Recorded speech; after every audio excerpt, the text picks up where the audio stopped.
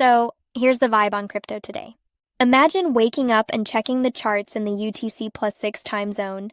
Between 8 a.m. and 3 p.m., it's looking pretty green. Prices rising. Why? A few reasons. The US reversed repo, RRP rate is dropping, which means money is becoming more available. Over in Japan, the yen isn't tanking below 145, which shows the Bank of Japan is quietly pumping money into the system. Same story with China. Its currency, the yuan, is weakening, and their central bank, PBOC, is also injecting liquidity. But then, between 4 p.m. and 6 p.m., red flags. Expect a dip. It's almost guaranteed there's going to be some retaliatory announcement in response to Trump's trade moves. From 7 p.m. to 11 p.m., things cool off again. The market chills, there's no new data coming out, and Bitcoin tends to respond calmly during this window. At midnight to 1 a.m., prices dip again. Then finally, from 2 a.m. to 8 a.m., we're back in the green. That's because RRP dropped below 100 billion, another sign of liquidity flowing. The US seems to be playing a game here, and Trump's the main actor. He's trying to force the market into dropping interest rates. How? By starting tariff wars to shake up confidence, making China offload US bonds, and pressuring the Fed into loosening monetary policy. But here's the irony. He's mad when China retaliates, even though the US threw the first punch. And while all this drama unfolds, US stocks are the ones taking the hit, not China's. Bond yields were supposed to drop, but instead they shot up to over 4.1% again. If the dollar stays strong, inflation doesn't just magically drop. Why? Because global trade relies on the dollar. When the dollar is expensive, everything else feels more expensive too, especially for countries buying oil or US-made goods. So, who's going to buy all that stuff? The big lever? The DXY?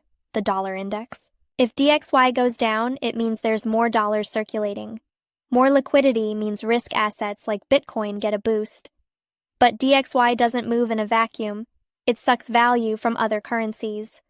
If other currencies keep falling, there's less juice for the dollar to steal, and that's where things get tricky.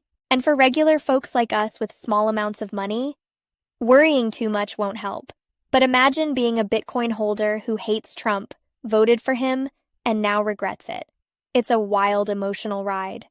But hey, hodling is tough.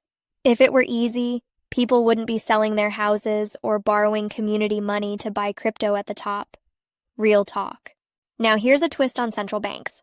They're not just printing money for fun. For example, China's central bank is backing up its falling stock market, even borrowing from sovereign wealth funds to do so. That's not just a stimulus program. It's about where the money comes from. And when central banks do increase money supply, Bitcoin usually feels it. US money injections trigger a quick reaction in crypto, but China's? It's slower. Why? Because buying Bitcoin in China is still technically not allowed, so people have to get creative, using DEX, backdoor platforms, or asking relatives abroad. Another thing to watch, the Japanese yen. If the yen doesn't crash past 145 per dollar, it means Japan is quietly printing money to support its economy and keep the carry trade flowing. That's inflationary. And inflation usually pushes people toward assets like Bitcoin as a hedge. Now here's the part I'm watching for, but I have no clue when it'll drop. If China ever decides to officially weaken its currency, it could trigger a massive shift. They're sitting on 60 trillion in deposits, 3 times more than the US. If that capital gets unleashed, it would be wild. We've seen it before. In 2015-2016, that kind of move sent Bitcoin from 200 to 20,000. And about defense spending? Yep, that's a stimulus too. When the US increases military budgets, they're basically raising money by selling government bonds. That debt is backed by, you guessed it, the everyday person, through higher prices on goods and housing. People go along with it because it's for the country, and no one really knows where the money goes since the military budget isn't publicly audited. In contrast, Bitcoin? It's transparent.